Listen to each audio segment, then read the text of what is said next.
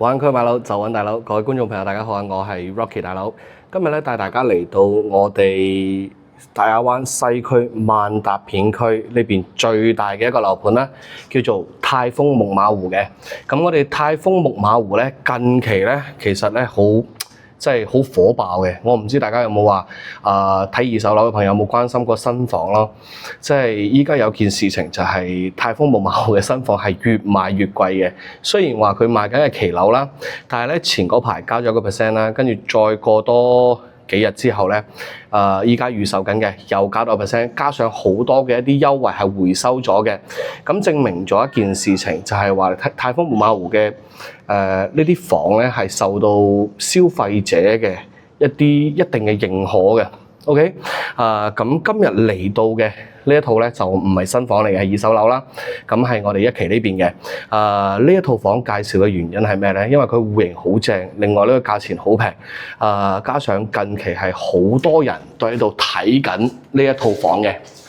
OK，咁我而家咧就喺套房嘅裏頭啦。咁相信仲會係有人問嘅，點解你嘅賣點主要係乜嘢咧？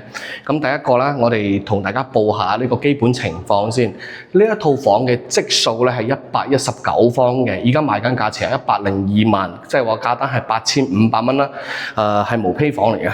OK，但係咧佢係一個橫廳戶型，係可以做到4房嘅嚇，即係豪宅嚟㗎啦。咁咧佢係一個低樓層嘅6樓嚇，6樓之餘咧，佢呢一個特點就係佢睇嘅景真係好靚，你望下先。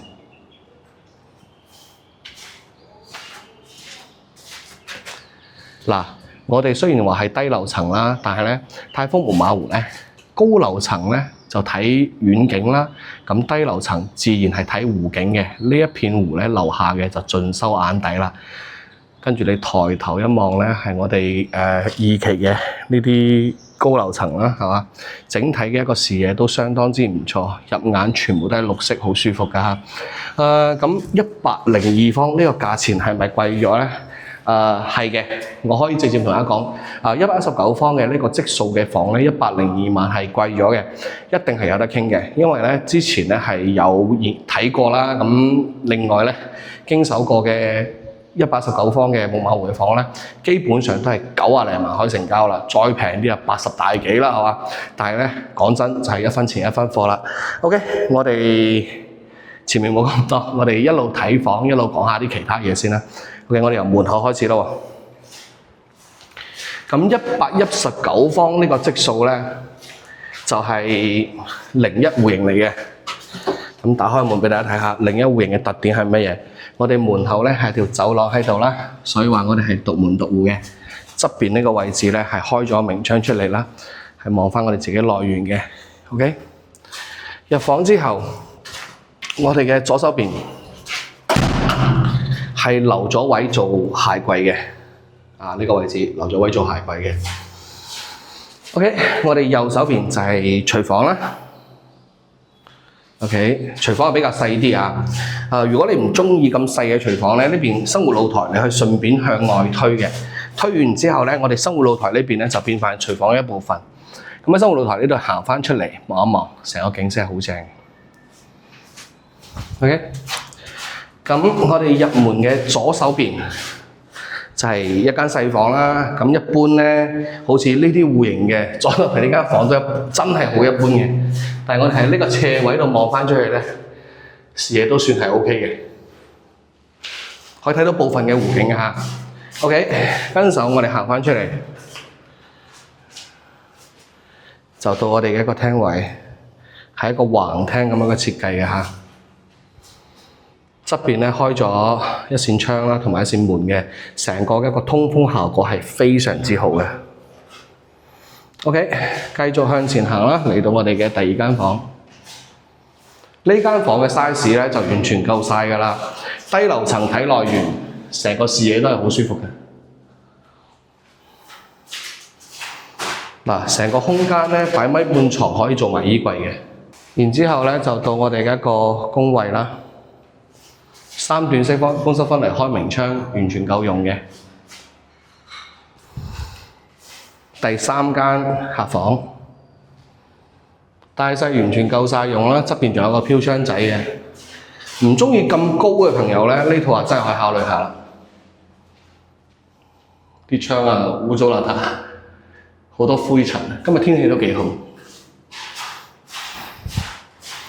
最後向前行啦，就到主人間。主人間佢嘅呢個設計咧都幾得意嘅呢種。你由呢邊入完之後咧，呢度有一埲牆遮擋住你個衞生間啦，同埋你個主人間嘅內籠嘅。咁入到嚟之後咧，喺側邊呢個位置係完全可以，即係呢個位置啊，呢笪地方係完全可以做到衣櫃嘅，即係喺呢度可以做個衣帽間啦。嗱，梳妝台擺喺呢個位置啦。咁就又係一個三段式收翻嚟嘅衞生間開明窗嘅。咁裝修咧需要嘅錢應該就會多啲啦。OK， 再睇下主人間側邊呢邊咧開咗窗仔啦。呢邊咧主窗嘅部分咧係南向嘅。嗱，佢啲玻璃係污糟咗嘅。我企高啲，我伸部手機出去拍。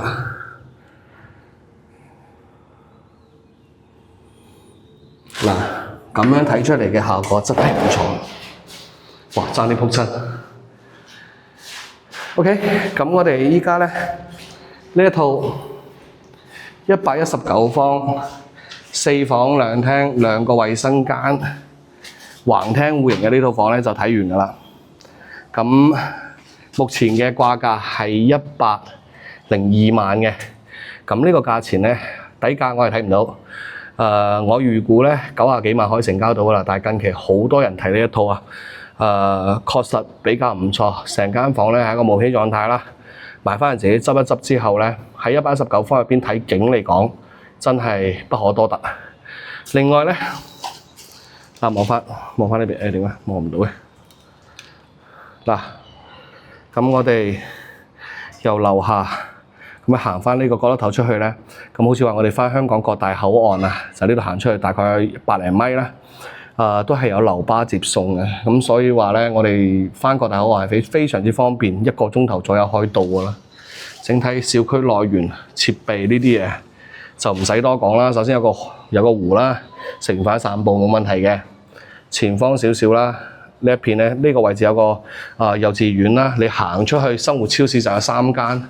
跟住側邊咧，仲有個萬達廣場啦，真係非常之方便嘅嚇。如果感興趣嘅朋友咧，呢一套美酒雞可以聯繫我，幫你傾下個價錢，睇下啱唔啱心水。OK 嘅話可以搞掂佢啦。OK， 咁我哋呢期咧就做到呢度先，我哋下期再見，拜拜。